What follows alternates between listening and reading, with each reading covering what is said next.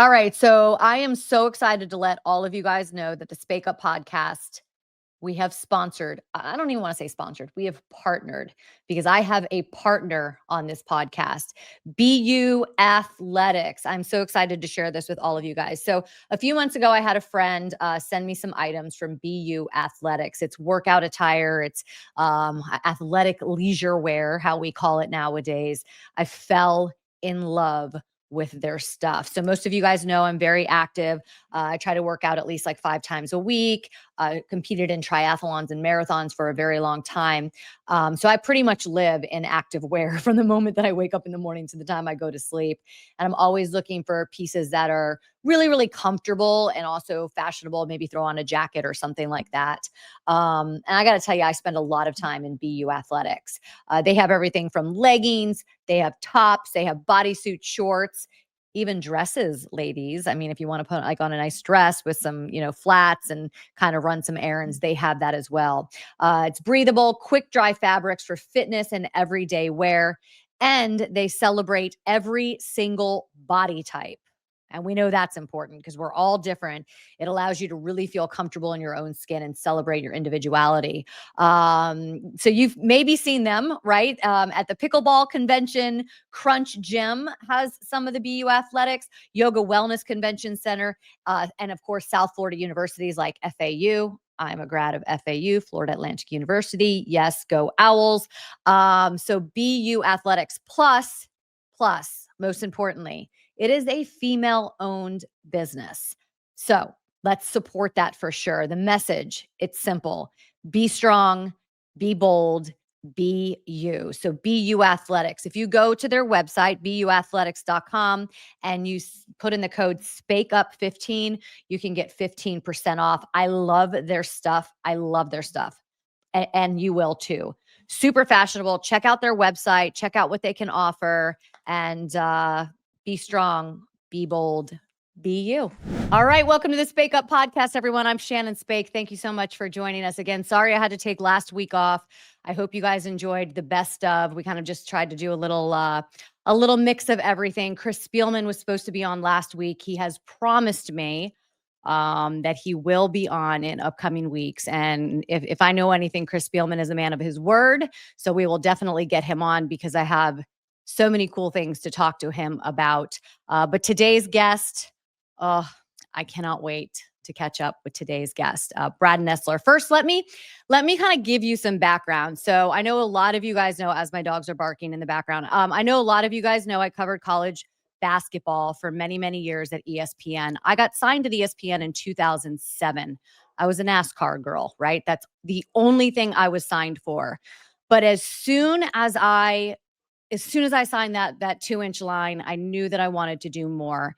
Women like Hannah Storm, Janine Edwards were sort of my idols because they did so many different sports.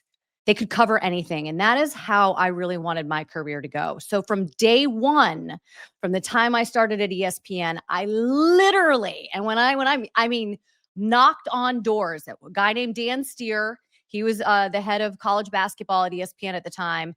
And I knocked on his door and called him so many times that I joke, but I think that this is pretty serious, that I think he just put me on a college basketball package so I would just leave him alone. But I remember him calling me up, and I like distinctly to this day, I remember him calling me up and telling me he was going to put me on the Super Tuesday package, which I was a NASCAR girl. Remember, I was in a garage for many, many years. I was like, Super Tuesday? Okay. Okay. Didn't really know what that meant at the time. But I did know that my partners were going to be Brad Nessler and Jimmy Dykes. And immediately after it was announced, I got calls from both of them. I wish that I still had the voicemail from Brad Nessler. I have very early emails from him because I save everything. But it probably went something like, "Hey, partner, looking forward to working with you. Love your work on NASCAR." Probably something like that. I don't do a great Brad Nessler impersonation. We'll have plenty of that in the next couple minutes with him. But the very first game that I worked with Brad and Jimmy was at Tennessee. It was a Florida-Tennessee game. It was Billy Donovan, Bruce Pearl. I showed up to shoot around with a blue sweatshirt on, a Kentucky blue sweatshirt. And I remember Bruce Pearl being like, "You cannot wear that color here, girl." I didn't realize. Again, remember, I'm a NASCAR girl, right? I didn't realize the color thing was a thing. Oh, by the way, also showed up for shoot around, fully dressed and fully ready to go for the entire game. Because in NASCAR, you go to the track, you stay at the track the whole day. That's where you are. Meanwhile, Brad and Jimmy are in like sweats and sweatshirts and hats, and they're like, "What are you? You're in a what are you wearing a suit for? Full makeup, hair, whatever." I'm like, "Give me 5 minutes. I'll be right back." So I went and changed. But great. I mean, the experience was amazing. Some of the things that I got to do. Let me kind of give you some of them. I took a walk down memory lane. So I so blessed. Part of the Kentucky season when they went 39-1, which was amazing. I was there for the Butler Gonzaga game when Roosevelt Jones hit the buzzer beater in 2013. Duke and Carolina, when Dean Smith passed away, I worked that game where they had the moment of silence in the middle of the Dean Dome, which was incredible. First ACC game between Duke and Syracuse at the Carrier Dome. If you guys remember that, there were 35,446 people there. I was a sideline reporter for that game. Jim Boeheim throwing his jacket in 2014.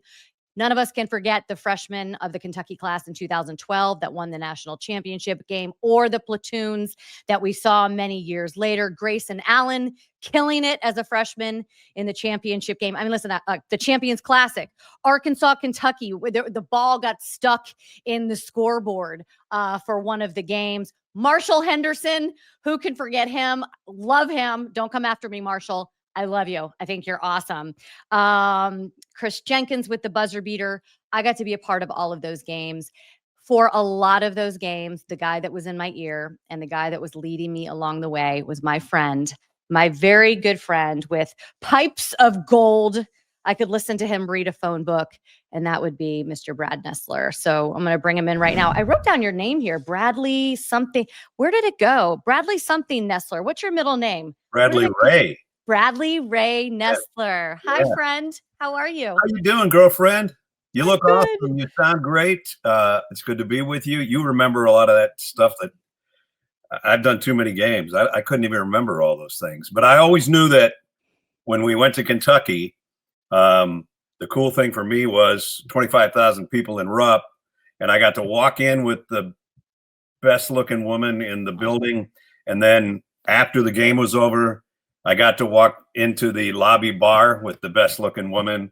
I thought that was a perk, really, that, I didn't even have to get paid for that. So having you, I do remember how hard you worked your ass off because you I didn't know anything. That's why. I know, but you learned it quickly. I mean, man, you came out and it was question after question after question to me or Jimmy or the coaches. And then you would go and study. And then you come back and like the following week, you were that much better. And then the week after that, you were that much better. I never seen anybody work so hard at a sport that you weren't comfortable with. I mean, I've had to do that in the past. I had to do that the 92 Winter Olympics. I knew nothing about speed skating. And so I had to do the Olympics. So right after football season was over, I had to go to Davos, Switzerland for the World Championships and learn quickly and then get ready for Albertville and the Olympics. And I know how hard that was. And I spent like literally a month. I never came out of my room, constantly. And I did some of it here, and Nancy would go, you're not even coming up for air. And I would go, yeah, I'm not going to come up for air until I figure this out. And that's what you did. And I was so proud of you. Well, that's how I did it for NASCAR too, because I didn't know. By the way, I can't be around Brad Nessler unless I have a drink. Do you have a Dewar's White Label in that drink that yours? I was gonna leave it in a clear cup, but I thought this was something where I had to be very proper. Like I put a clean shirt on for you, so I thought I put it in one of these. So you didn't know it could be sweet tea. It might not be. But I thought that would be more of a Malbec. What do you call that stuff? A Malbec. Yes, you're right. I did used to drink Malbec. We have a picture too. I think I went through. This is one of the reasons why I think me sitting on your lap. I don't remember where it was. It was at some game afterwards. We took a picture of me with my wine and you with your drink. Because we had so many really cool things. Speaking about working really hard, here it is. Yeah, there we are. There it is. Oh my God. Gosh, look, you have dark hair, and so do I. Look at the babies. Wow. Though I did that with NASCAR too, though, Brad, is because I knew nothing about NASCAR when I first got hired at Speed Channel, and I literally, just like you, locked myself in my room for months. Right, I had NASCAR for Dummies, I had basketball for dummies, and for with the SEC, with John Calipari, with these guys who literally with the SEC fans, Right. and that was at the time when social media was like really getting big, and I remember many times going back to my hotel room being like, maybe I should go be a banker. Like, did you ever have that moment in your career where you were ask like, you stuff about NASCAR because I knew nothing about NASCAR. And there was a time when Fox wanted to hire me for football and NASCAR, and I said, I can do one of those two, but I can't do both of them. Was there ever a time? Yeah. where you just thought maybe, I don't know, maybe this just isn't what I'm meant to do, just because we all have sort of those moments where you're like, am I good at this? Am I good enough at this? Can I make a career out of this? Did you ever have any of those moments? I had it only because of where I was and what I was trying to do. I didn't know how to do anything other than, I still don't know how to do anything other than this. I used to think I was good at two things. You probably know what the other one was, but I'm not that good at it anymore because I'm older. But would that be drinking? Well, something close to that. Anyway, no, when we moved to Atlanta originally, the hours I had were awful, and I was doing like afternoon drive sports, and I had a nighttime talk show, and I was doing Georgia Tech basketball, but I wasn't doing enough play-by-play to suit me anyway. And so the hours were horrible.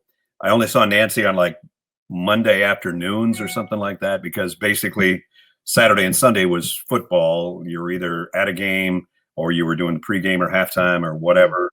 And I think Monday afternoon was my day off or something like that.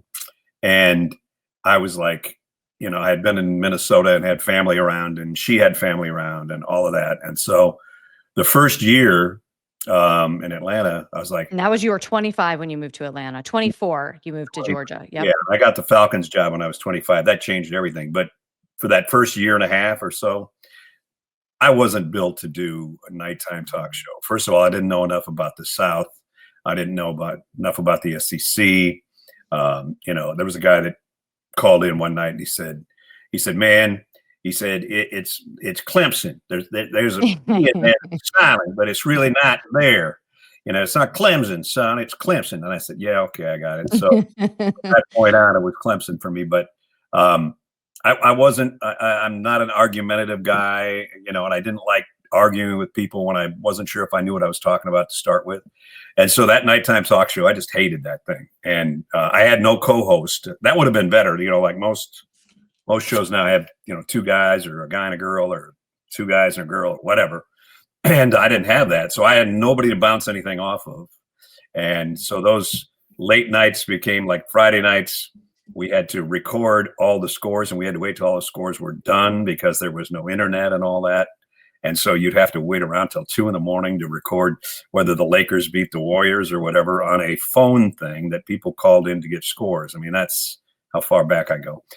And that was 1981, because I just did the math. Not in my head. I had to write it down because I'm not that good. But 1981, very different back then. Yeah, totally. And so the hours alone made me think, you know what? Maybe I don't want to do this. And so I thought, maybe we'll go back to Minnesota, and I'll go back to doing the Vikings and on radio and the things that we've been doing there. And I thought, geez, this is giving up though, And so, Nancy knew that I felt that way. My parents knew I felt that way. And both sets of parents basically said, suck it up, man. And go do your job. And then to this day, Nancy still says that sometimes when I'm getting ready to do a game and I've been off for 5 months and I haven't done a game, and I go, I'm not sure I know how to do this anymore. Oh yeah. So, suck it up and go do your job. So I still get that from her. But yeah, it wasn't that I was lost confidence in what I thought I could do. It was, I don't know if I want to do this job. I want to, go somewhere else. When did you get the voice, Brad? Because I mean, like, your voice is obviously so recognizable, and I've tweeted out before, like, I could listen to you read a phone book, literally. Like, it is your voice. When did you get that? Like, at what age did you realize, like, you got something here? I think it's, my dad sounded very similar to me, and so did my brother, but they were very Midwestern, The accents. you betcha and stuff. Yeah. Y'all. That it sounded like Fargo, and I didn't. But I think if you went back and found recordings or voicemails of my brother or my dad or whatever, that they'd probably sound the same tone as me. They wouldn't quite sound like me. And then, I sounded very Minnesotan too when I first got here, and you just sort of lose that. You take you betcha and y'all cut it down the middle, and it sounds like you're from nowhere. And you say Clemson. Yeah. So listen, I'm not trying to age you, right? This is all for a purpose. Grew up in St. Charles, Minnesota, right? So I went back and looked. The 1960 census for St. Charles, Minnesota, the population was 1,632 people. Yeah. Not a really big place that you were growing up in. 1955, a year before you were born, only half of Americans had TVs in their homes. Wow. And in 1960, 4 years after you were born, black and white televisions cost between $268 and $500. This is all based on, research or whatever. Could be wrong, could be right. Don't hold me to it. How do you consume sports? How do you consume television in St. Charles, Minnesota in the 1960s? Not very well. It was mostly radio. And I grew up listening to some of the best that did it in radio and TV, but Ray Christensen was the voice of the Minnesota Gophers forever. I think 45 years, something like that. And so I grew up listening to him on Saturdays. Throwing deep. He's trying to hit McMillan. He's out there. He's got it. The 20, the 15, the 10, the 5. Touchdown, McMillan. Sundays, we did watch football always on a black and white TV. And it was usually the Vikings, the Packers. And you only had 3 stations at the time. And one was ABC, one was NBC, one was CBS. But they had a blackout rule in the NFL in those days. And so if you were inside 100 miles from, let's say, the Viking Stadium, which was the old Met Stadium, you probably are going to get the Packers game on WKBT in La Crosse, Wisconsin, instead of getting the Vikings on a Minneapolis station, because they wanted people to come to the game. That was the NFL brilliant idea. I thank God they get rid of that.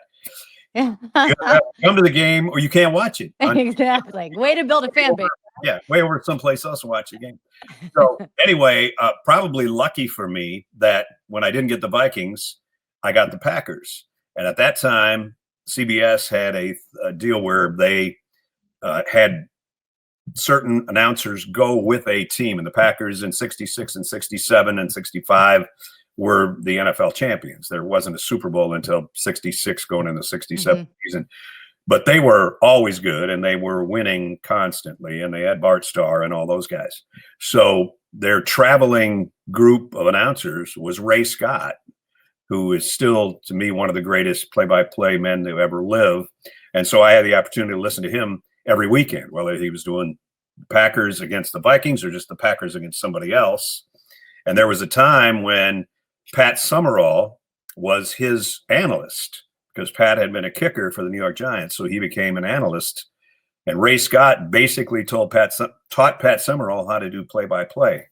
So I had 2 of my idols that I got to listen to as a kid pretty much every weekend. And then on Saturdays, I listened to Ray Christensen do the Gophers. And so there's where my play-by-play instincts came about, I guess, starting with those 3 guys, and then through many other people that I probably copied off of or emulated or looked up to, or however you want to put it. But we were pretty much into ball all weekend. It was either radio or TV. You'd go to church, Bunny would make breakfast. We would watch the replay of Notre Dame with Lindsey Nelson, another great play-by-play guy. And Penix at the 40, 35, 30. They're not going to get him. Penix has gone all the way for a touchdown. 85 yards. And he would do the replay of Notre Dame, and it was only about an hour and a half condensed on Sunday mornings. And he'd say, "We pick up the action later in the third quarter." And they would just condense the game down to watching a Notre Dame game when you didn't get to see it. So it was a game on Saturday, listening, replay of Notre Dame, and then whatever the NFL game was on Sunday. So we pretty much were football all weekend. See, I did my research for this interview too, so I do have a piece of video that we can listen to. I'll be calling the plays for you during the first half of today's game. To my right is Jack Buck, who calls the plays for the Dallas Cowboys, and you'll be hearing Jack during the second half. Jack, your thoughts here as we're moments away from the kickoff. I think it's very cold, Ray. He's like, it's Our cold. analyst for this afternoon's great. game is Frank Gifford. Frank, your thoughts? It's the coldest field I've ever seen for football. It's Well, cold. One thing I guess is pretty obvious by now, ladies and gentlemen. About every type of raiment is seen here at Lambeau Field today, and by any yardstick, it's just plain cold. It is indeed cold in Green Bay. Love it. See, there you go. That's an awesome shot. And yeah, Man, you try to find old video of you. Listen, I called Reese, your daughter. I was like, you got anything for me? And they had nothing. I cannot find anything from you from back in the day, but I tried, but that's great. that's okay. But yeah, that's perfect. There's three great announcers right there. And, you kind of copy a little bit of all of them. And, Frank did play-by-play, but he was also an analyst. Jack is one of the greatest ever. And, Joe, his son, is awesome. But, yeah, that's good stuff. Ray had after he sort of retired, he did Penn State for a while, football. And he also did it like in a replay system like Lindsay did. But that was in his later stages after he was off network. And by that time, I was doing, I think, the Vikings and doing ACC football on TV. And so I would go up to the Twin Cities every Saturday night, Sunday morning to get ready for the Vikings game. And Ray had a sports bar up there. And he said, hey, would you come and be on I have a radio show for my sports bar. And I'm like, and I got there and I still sat down and went, I mean, I'm in Ray Scott Sports Bar and he's interviewing me. Are you kidding me? It was unbelievable. Brad, the greatest afternoons of my life, probably. Listen, I was on Coach K's podcast twice and I was like, what in the hell is going on here? How in the world is Coach K interviewing? And then when I did Nick Saban, like, because I know you've done Nick Saban's radio show, right? When you go into Tuscaloosa, and he had me on with Eli one time, same thing. I'm like, what in the hell is going on here? Like, just like you, I'm a kid from St. Charles, Minnesota, who's sitting here with this legend, and they're asking me about me. Yeah, it was awesome. It was awesome. My dad, when I got into this and I was 12 years old and, one day after school, he said, what do you think you want to do when you grow up? And, I said, I'm going to be a sportscaster. And my mom was standing there too. And they both looked at me and my dad said, how are you going to make any money doing that? I go, I don't know. I wasn't worried about the money. That's just what I'm going to do. And he said, son, there's this thing right now. It's just coming out. It's called computers. I think you should get into computers. I said, Dad, no, that's not me. And to this day, it's still not me. I still suck at computers. But anyway, I mean, sometimes you just know what you know, and that's what I knew at that time. And it's because of guys like that you just showed. And they were my trailblazers, and I just kind of went, I got to do that.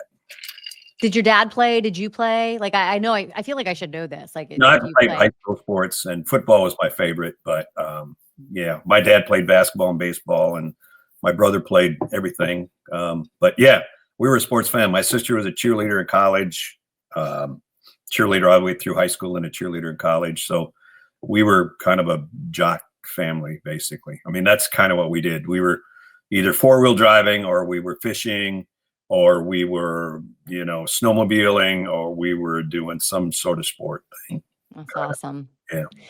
One of the things I love doing, and I've heard you talk a lot, like, when I talk to Leslie Visser, or I talk to some of the women, Andrea Kramer, just the research and how different research was back in the 80s, even the 90s, right? Like, you would have to get these newspapers delivered to your door, and you would have to get all of this stuff. You couldn't just go on the internet and get like AI generated shit that pops up for everything that you need. Right. What would tell me when you first started, when you got the Falcons job, like, I want to get into this a little bit because I covered the NFL for a long time. how do you research for that? I mean, obviously it's probably a little easier when you're covering one specific team because you spend a lot of time with that team. Yeah. But what was the process of just plain researching for the other team even? Yeah. Right now there's too much stuff, to be honest with you. I agree. I mean, I could stay up every night for 12 hours and go through what CBS does as far as providing us with information. The internet. I'm not a Twitter guy, so I know a lot of people get a lot of information that way. I don't trust. We tried to get you on it one time, didn't we? Though Reese I think tried to get. you probably came up with my name even or whatever. I don't. And then Reese did it for a while, and I said, okay, anything you want to throw on there. Just be careful you don't do something stupid while you're drinking. Yeah. Just like even today, to be honest with you, the game notes weren't out for USC or Purdue, one of the teams. I don't know. That's what I'm doing this weekend.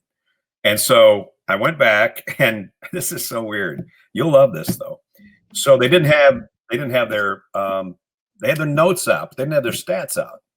So I went back and I went through the box score of last week's games, and I found out, who the leading receivers were and everything.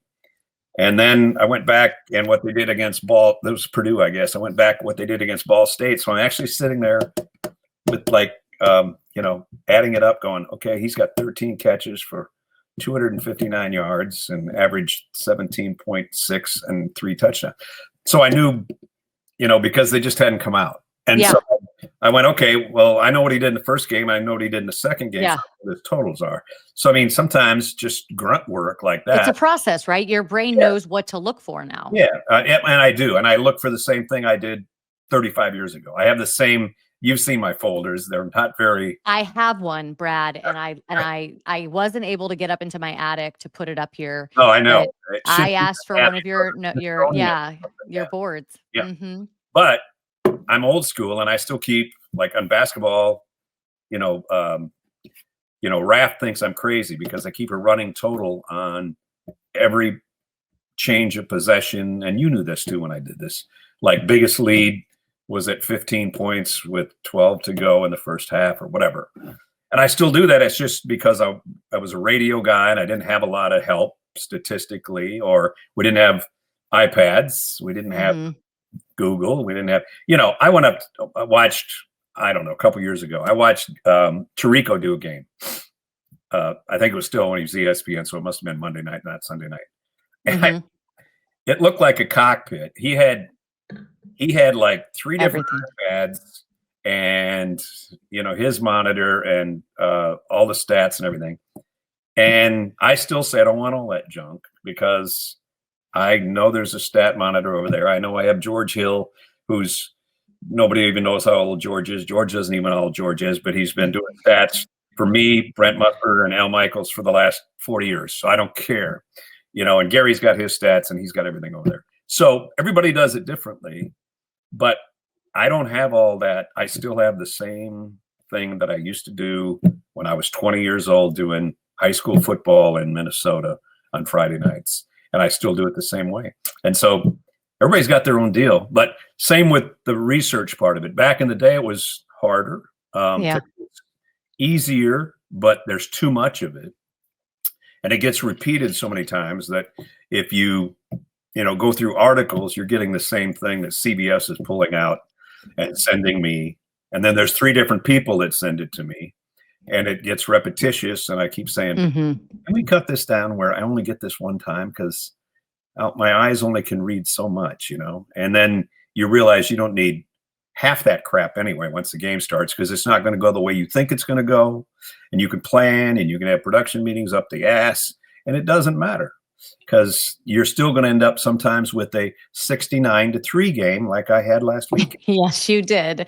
I was like watching. I was like, oh boy. Not fun, and girl. Those are the ones you work real hard. Like, but as a sideline reporter, you almost like it's almost all on you guys, because as a sideline reporter, you're like, what do you do? Right? Like Jenny had some great stuff, and she probably had 20 stories. And I said, just cut it down because you're only going to get 10 in or whatever. So she gives me like her 10 best ones. And about the beginning of the third quarter, I thought, God, I wish you'd have given me those other 10. she can just take it at halftime. I don't care. You girl, man. There's just nothing.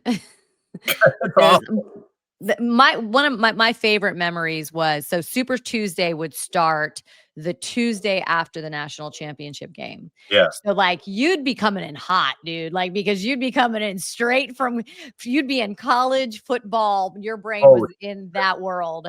And like, you'd be coming in hot. I remember sitting in like we would watch national championship game together sometimes on that Monday night. Yep. Then we'd go to shoot around on Tuesday, and you'd be writing your boards and you'd be doing all your stuff. And those are some of my favorite memories of just early on watching you operate in the way that you could so easily kind of just go from one to the next seamlessly. And it was just such a beautiful sort of skill to watch. Yeah. Everybody would say, how did you do that? And I go, one ball's shaped like this and one ball's like this. And I just got to figure it out. But yeah, we did do that a lot. We watched the game and then went, oh God, I hope I know how to, just like I said, I hope I still know how to do basketball, but it comes to you. Do you have a photographic memory? Because I believe that all the great play-by-play guys do. No, but I have a kind of a weird memory. I don't have a photographic memory, but I have something came up last Penn State game 2 weeks ago. Mm-hmm.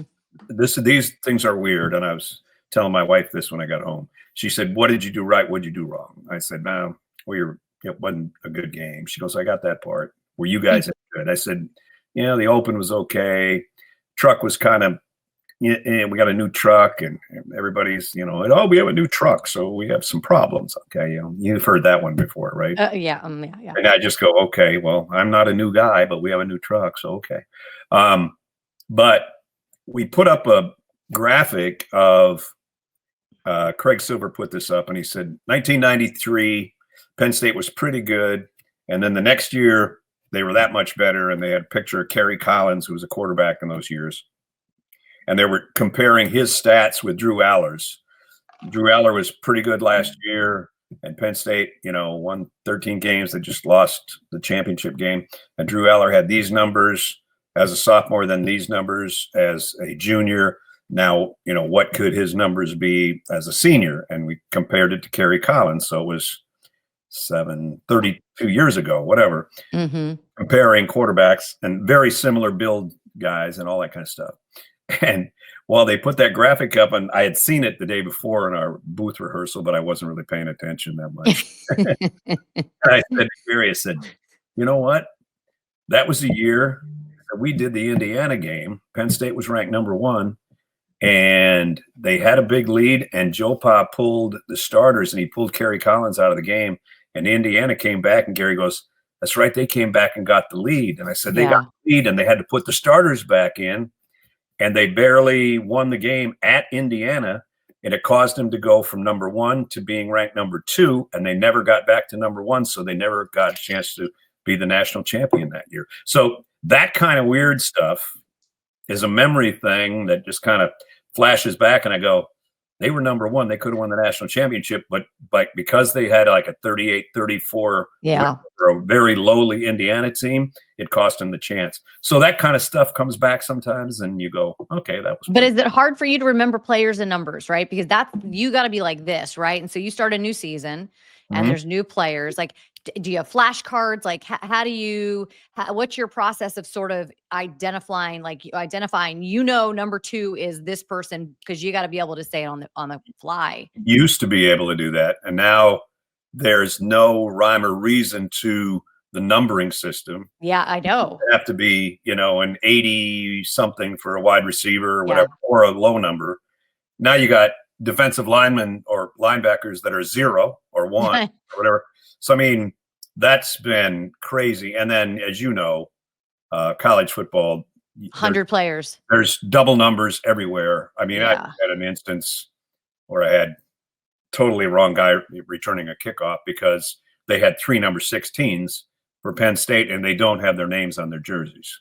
Remember that. Same way. By the way, can we please just get names on the back of the jerseys? Everybody. God, really? I almost said the SA word. But anyway, Yeah. So I had that same thing coming up this weekend. USC doesn't have names on their jersey. I get it. And We're one team. Army and It's Navy. not about the individual. Navy. I get it. The other one says Army. So it's kind of hard when you have double numbers. So if college ever got rid of double numbers, I'd be really good at it, but I'm not that good at it anymore. So along those lines, I had, Andy Katz, maybe I had Andy Katz on like episode 2, and we talked about some of our bloopers because Andy Katz is in the bulging, in the neck club. You know what I'm talking about? If you know what I'm talking about. And then we played that. And then my big bloopers, I said the money shot instead of the money stop on TV one time, talking about NASCAR, and it lives in YouTube infamy. What's your biggest blooper? Because you got to have one, Brad. I'm sorry. There's got to be one that sticks with you. Oh, And I said, tried to say start and it was fart, whatever. But farts are funny, man. Yeah, I'm sorry. Farts are funny. A couple of them, I can't even say because they're politically incorrect, but it's just tangling up words. And Bob Greasy just buried me one time because he kept thinking I said the battle for the ass. The Paul Bunyan Axe Trophy is Minnesota and Wisconsin. I said it's a battle for the axe. And he said, what'd you say? I said axe. And he said, no, you said ass. I said, no, I said axe. Like that's not a bad thing to say, but he made this big deal out of it. And I was like, dude, go back and listen. I said battle for the axe. So there's stuff like that. But I've had a few where there's a UCK that comes up and it's tangled with something else and it just happens and you just go, oh, well, can't do much about that, Yeah. See, I have like the humor of like a 15-year-old boy. And I remember one time and just popped into my head. You were like, and he can do it. He can put, he said something about doing it with his left hand too. And I just like lost it. I was like, it was something like that. Oh, I know I've had a lot of those and people say, what did you say? And well, Dick Vitale. I love this one. If it's going to be the one that you tell me. Yeah, this is one of my favorites, and especially his response to you and your response to him. Like, and God bless Dick. We love Dick. This is like, he's the best and love him dearly. But if you're going to tell the story that you're going to tell, go for it because it's one of my favorites. Okay. First of all, he would always say, when assistant was doing a really good job, and he felt like he was going to get an opportunity to be a head coach, he would go, oh, Mr. Nessler, he deserves a head job. Mr. Nessler, he's going to be the next guy to get a head job. And then there was a time when UCLA was playing, and Ed O'Bannon, who actually caused all this stir on NIL back in the day, because I used to do the video game with Dick, and all of a sudden they called and said, Ed O'Bannon's suing the NCAA because it's his body, even though you don't have O'Bannon on his jersey. He's suing for the rights to have some money from all this, and that's how they ended the basketball game and the football game, which came back now because they have players involved. But Ed O'Bannon was he was called for a charge or something. It was UCLA against somebody, and they got up and they were going to start fighting, and Dick said, are you sure you want me to do this? Yeah, we could always bleep out the word that you're gonna.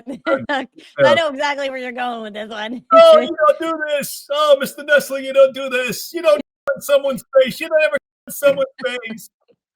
And so I lost it completely. We're going to commercial, and I can't talk, so I just took my headset off, and he goes, oh, Mr. Nessler, what did I say? What did I say? And so I took my headset off and I put it back on, and I'll be back in 30 seconds. And I was laughing. And so he goes, so we get to the commercial and I go, hey, Rich, nice job, Richie. He goes, oh, what'd I say? What'd I say? So I repeated to him what he said. And he goes, oh, did I really? Didn't you say, he said, you don't think anyone heard that, do you? And you were like, no, you don't think anybody heard it, do you? And I go, only about 8 million people. Yeah, It was great, Dick. But it's hard not to have bloopers when like we're talking about balls and we're talking about this Right. and we're talking, it's like it's part of it. Plus, we all have the humor of a 15-year-old boy, so it's good. I'm glad you told that story because that is literally I belly laughed for a very long time when you told me that. That was one of my favorite ones, and it wasn't me, but it was me being part of it, and I just completely lost it. Just total laughter where you can't stop, and you come back from commercial, you're still laughing. And I had a couple of those last year with Gary too. I don't remember what it was about, but when you start laughing on the air and you can't stop, it's tough. I had when I would host the NASCAR show with Jamie McMurray, there were a couple of them. One time there was like this shot of in Victory Lane in Sonoma, driver takes the wine and spits the wine out, and Jamie makes a comment about, and I mean, I'm literally like biting the side of my I know cheek. exactly what was said. I got it. Like I'm like biting, and you can't even make eye contact with the person anymore. No. You're like, you're like, nope, I'm not gonna make it. All right, let's change the subject before we get in too much trouble. Yeah, really. I was having an argument with my boyfriend the other night, and yes, we were arguing about this. When was the best time in college basketball? Like, what would you say? Now, obviously, my sort of time frame isn't as vast as yours, right? Yeah. I personally think that like that 2012 when we saw Kentucky do what they do, to the 2016 when they did that, to win the, and I know the one and dones wasn't a huge thing, but that's when that started to happen. And I felt like the Boeheims and the Coach K's and just Anthony Davis. I personally think that, but my boyfriend seems to think that the earlier years when the Gators were winning back to back and all of those. So you answer the question and solve this argument for us, Brad. Wow. When do you think the best time in college basketball was, the best time frame? No, it wasn't, much farther back, because let's go pre-shot clock, pre-3-point line. Before that, there was some bad games. I mean, that would play, the games were 47-40. I mean, that was ugly basketball. Yeah. And pre-dunking, which was Lou Alcindor, so it had to be like 68. I mean, God knows how many points he would have scored just by standing there and going boom. Yeah. But isn't that the shot from like the shot with Butler or the movie, right? Where there was actually like a 3-minute sort of shot, right? Yeah. No shot clock. I think yes, when there wasn't a shot clock, I think that was kind of boring at times. When we got the 3-point shot, I think that was really good, which would be, I'm guessing now, I don't even know, 84 or 5 or something like that. Mm-hmm. I think that changed basketball. Mm-hmm. That made it didn't matter how many points you were down, because you had a chance. And so I would say I did Kentucky and LSU, I think it's 1992, and the 3-point shot had been in for 5 years probably. And it was at LSU, and Kentucky got down by 31 points. Dale Brown's coaching LSU, Rick Pitino's coaching Kentucky. Kentucky's getting their ass kicked. And I think there was 12 minutes left in the game. They were down 31 points, and Kentucky just started raining threes.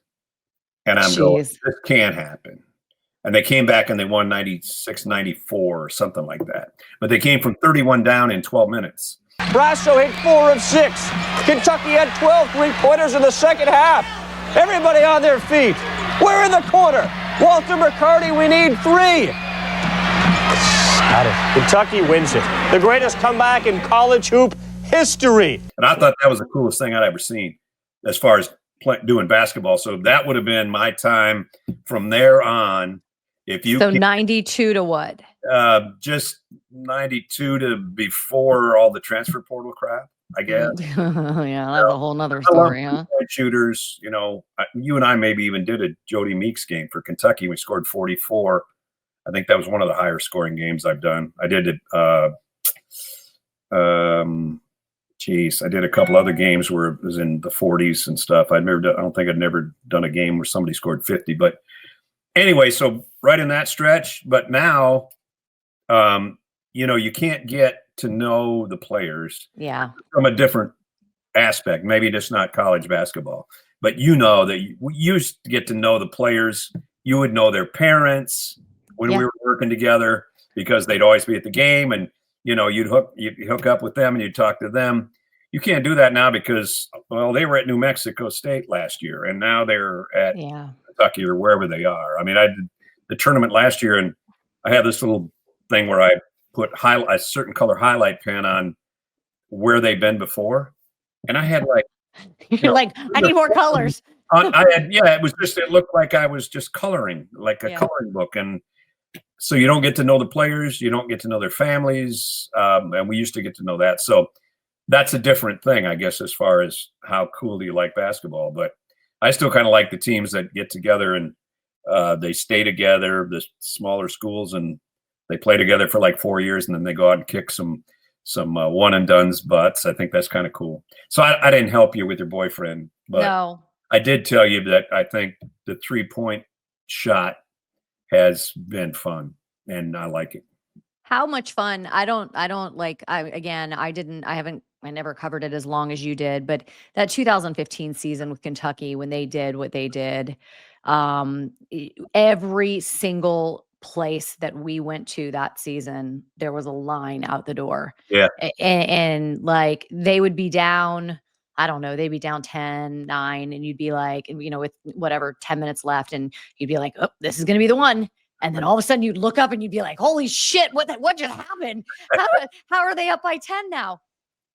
Is that a year? Is that a season that was as special to you as maybe it was to obviously Kentucky fans? And it was to me, man. I was embedded with that team. I spent more time, and I paid taxes in freaking Lexington that year. I swear. I know. We were in the Hyatt, and we were in the never had to leave the building. Just go down the escalator and go out, and all the ladies and guys that were security guards were like, to us. That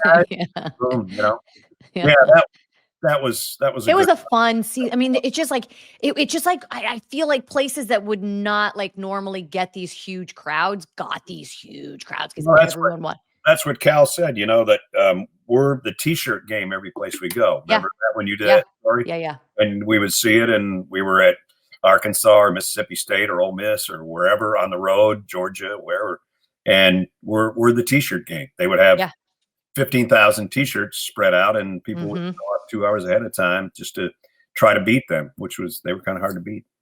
It was fun. It was a fun year. Remember, is that LSU, Baton Rouge? We got snowed in, and remember that game? They didn't think they were going to do it. Yeah. And was it Bruce Hornsby? Remember, it was like Hornsby with the range. Remember, that was like every kid was playing. He was a good player. He was a good man. Remember, he showed up at the bar. Remember, we were at because after the game we went back because no one could get out. It was ice storm. We couldn't go anywhere. Great story. He told us a lot of rock and roll stories. Yeah. He told us about bands I didn't know he was in because I just knew Bruce Hornsby in the Range, Yeah. I was like with, I don't know, Genesis or whatever. I'm going, are you kidding me? Yeah, he put on a show, didn't he, for us? I don't know who he was with, but he told us all kinds of great stories. That was a fun night. That was a good one. I'm glad we got snowed in, actually. It was. It was a good time. Okay, I want to play. I just pulled this clip from YouTube, so whoever put it together, thank you very much. We're not going to do full sound. We'll just kind of put like underneath. But these are Brad Nessler's greatest plays. See if you can remember a moment and gone, oh shit, maybe I shouldn't have said that. I thought about that later because I got some grief, I guess, about it from people that didn't know the prayer. I said it was a Hail Mary full of grace, and people go, I don't know what that means. Even Frank Silver said, I don't know what that means.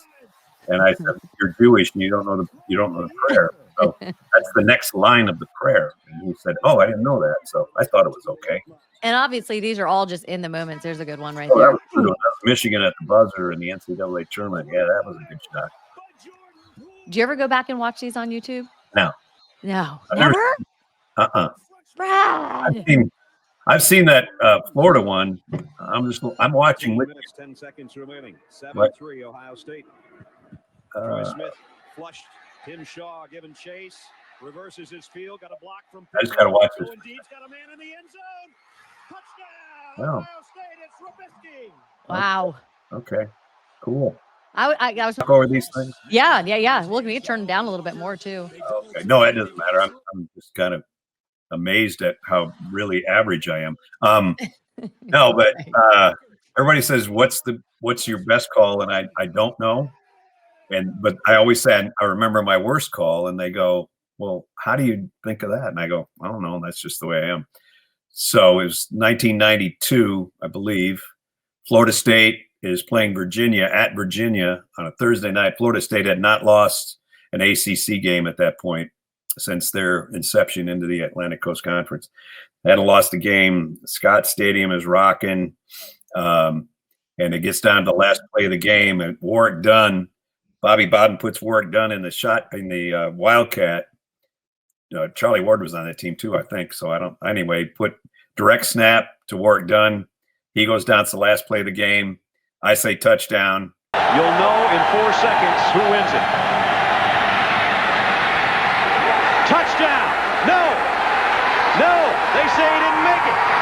Virginia's upset Florida State. There wasn't replay at that point. Warwick and I are friends. He still says he scored. I still say he scored, but there wasn't replay, so we don't know. But Virginia upset Florida State, and that was their first ACC loss ever.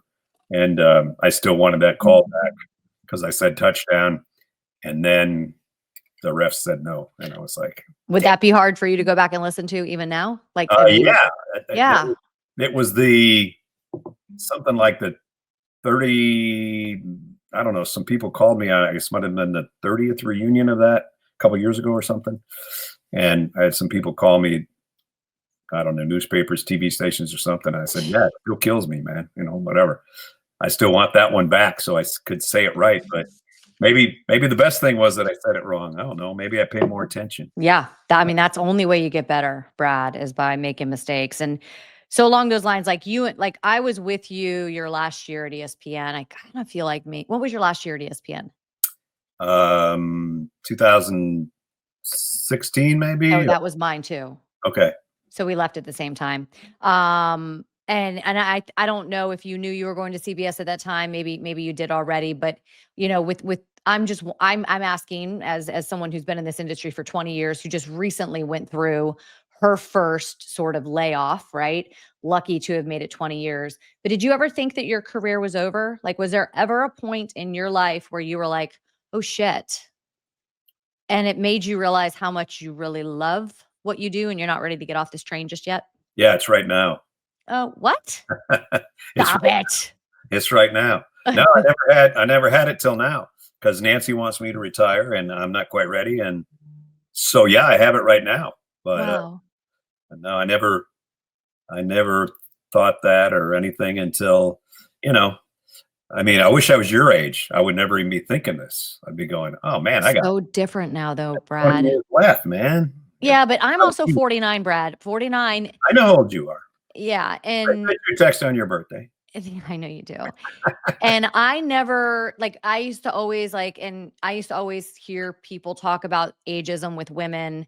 And I'd be on these conversations with women and doing these interviews with women who were a little younger than me. And they'd be like, oh no, we don't feel that. And I would interject and I'd be like, no, wait a minute. You're gonna, when you get to 46, 47, even if it's not in your face all the time, you are going to start to feel it. And whether it be because you're making more money than everybody, or you're doing this, or whatever the reasons are, right. You're older, you're this,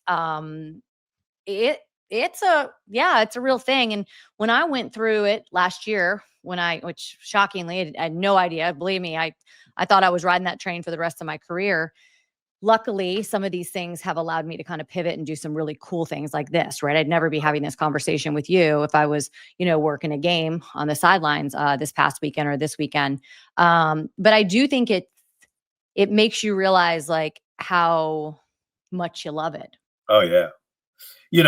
The sad thing is that, you at your age, which I think is just beginning the best age for women.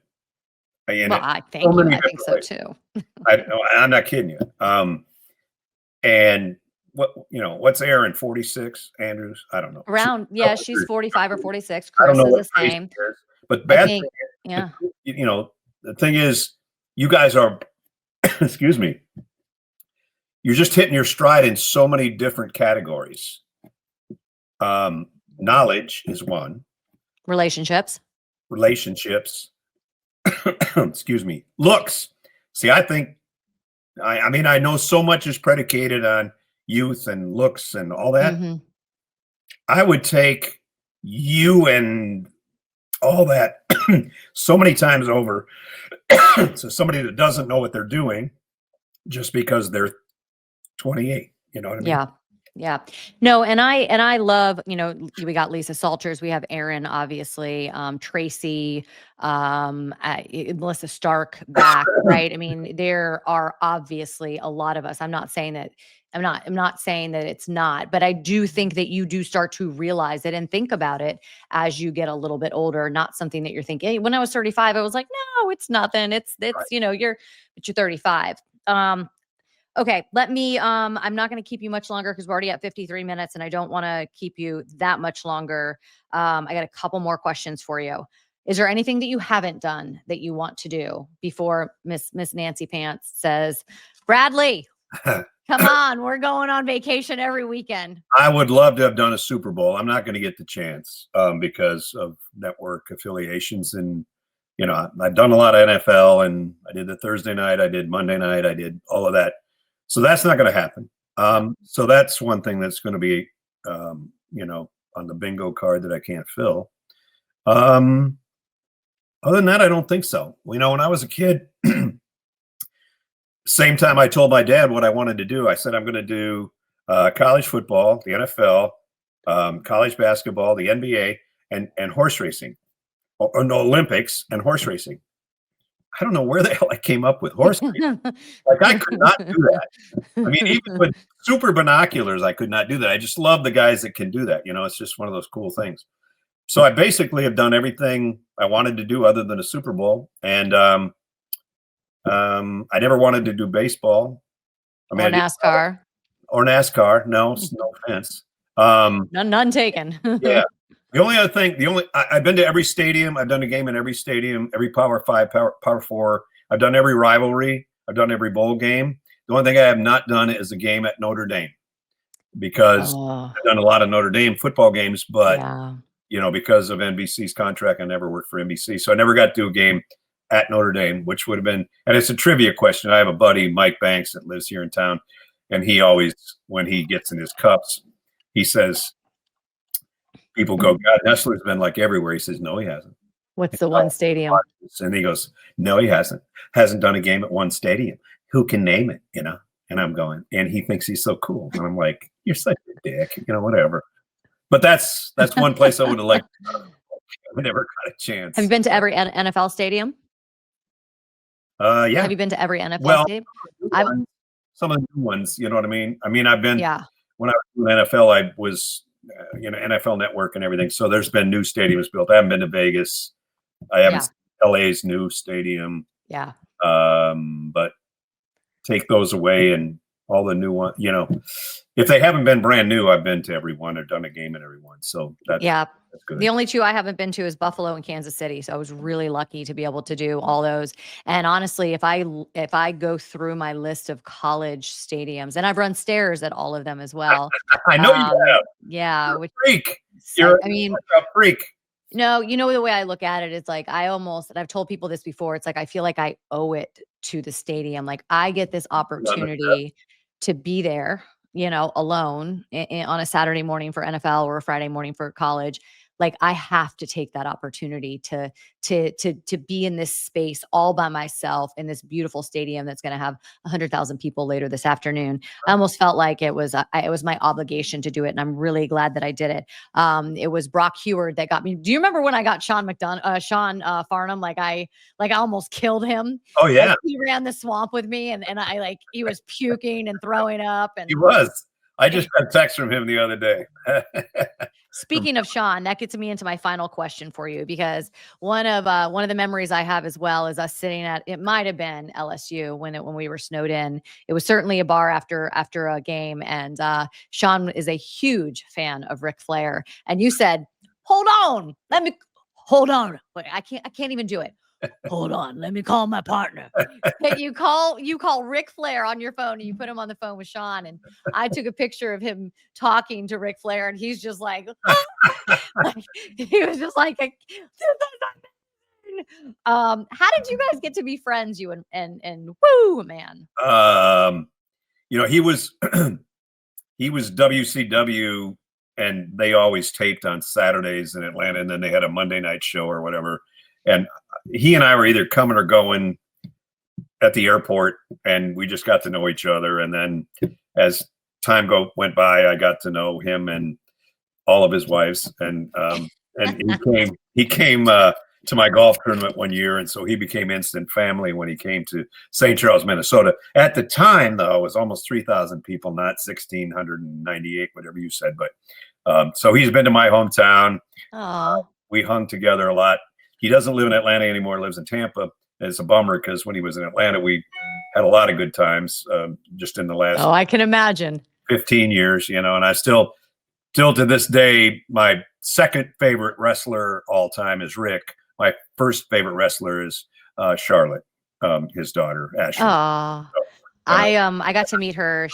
She came on the set of Race Hub when we were in Miami for the Super Bowl, and I think I'm going to have her on the podcast. So good. Yeah, and then Alexa Bliss is her tag team partner right now, who I'm friends with as well. So trying to get both of those amazing women on the podcast. Do you like my shirt, by the way? Do you remember this, Bishop Sycamore? Remember this was like the fake team. Remember? Do you remember? Yeah, okay. I don't know. I like wearing these fun shirts, and I figured this one was a good one for you. Well, like I said, I wore a clean shirt for you. I'm going back to my Seattle Sea Dragons t-shirt as soon as we get off the air. And I'm going to refill this, and I'll probably go watch Gunsmoke. I don't know what time it is exactly, but how I like Gunsmoke. Yeah. My old Westerns. Yeah. I do. Brad, my heart is full today. Thank you so much for taking this time. I know it's been way too long. For the record, also, I used to always tell people, hey, they'd be like, hey, I love your Cadillac. And I'm like, yeah, you know who I bought this Cadillac from? This was Brad Nessler's Cadillac. I just wish, yeah, it was. It was really sweet. Things in the seats, didn't it? What's that? Yeah. And but I didn't get the license plate because for ladies and gentlemen at home, Brad Nessler's license plate. Hopefully it's not the same, and I'm giving your secret away. It said Fumble, and so that was your vanity plate for a long time. Which that's on my Range Rover now. Yeah, is awesome. I mean, I've had it on I don't know 11 SUVs or something like that. I don't know. Awesome. Thank you. I can't thank you enough for. Honk at me. What's that? I said if you see Fumble, just honk at me. Yeah, I will. I can't thank you enough for the role that you've played in my life and my career. Truly, truly, truly, truly, truly. In so many ways, not just professionally, but just as a friend as well. I know we've had many, many conversations about a lot of different things, and you truly have a huge place in my heart. And I'm glad that we got to talk. You're the best. My wife loves you. My daughter loves you, and I certainly love you. So thanks. Well, when I am there for basketball, we will get Mike Bray. Okay. Yeah. We're going to get Mike Bray. I'm going to get you. We're going to go and we're going to have some beverages, and we'll all talk about the good old times. I love it. Okay. Have Brad. Love you, kid. Okay. Bye. See ya. One of the reasons that I really wanted to start this podcast was so that I could have these longer kind of talks and discussions with people that I've spent a lot of time with. And that's the longest I've been able to sit and talk to Brad Nessler. And I'm really glad that he took the time to do it. I do love Brad. I love his wife, Nancy. I love his daughter, Reese. I've had time to spend time with all of them. So yeah, it's really cool. And I hope you guys enjoyed that as well. It was fun walking down memory lane with Brad. Before I go, I do have to give a little bit of a personal shout out to my boyfriend's daughter, Allie Goldberg. So Allison Goldberg plays volleyball at UNC Asheville. And today, we're taping this today on Tuesday, September 9th. She is getting her very first start tonight against, I believe it's Western Carolina. So I know they're in Cullowhee, but I don't know if they're actually playing Western Carolina. I should know that. Maybe I can see it on here. Oh, I don't see it, but they're in Cullowhee, but she's getting her first start as a collegiate athlete. And as someone who knows what it's like to stand there and watch athletes get called out as a starting lineup with the lights and all that stuff, it's pretty darn awesome. She's worked really, really hard, and I'm really happy for her. I'm really happy for Lee. I know that her mom Diana is very excited as well. So everyone across the board is rooting for you, Allie. And that's just a little bit of information. So if you see her tagged on my social media, that's who she is. We're rooting for her, and we're rooting for UNC Asheville. Go Bulldogs. Get it done, get a win. They're going to be here in Charlotte next week, so we're going to get to see them play. So that's my personal little antidote for the day. Next week's going to be, I have Catwalk for a Cause next week. So great event that Sherry Pollock started many, many years ago. And I believe that I'm going to get to talk to a lot of the folks that are there, the drivers, some of the folks that are performing. And so I think we're going to kind of make the Spake Up podcast be from the Catwalk for a Cause. I'm hosting it or co-hosting it with Erin Evernham, which I'm really excited. I love Erin. She's great and can't wait to spend some time with her. But it's for a great cause. So go Allison Goldberg, go UNC Asheville Bulldogs, and we'll see you next week.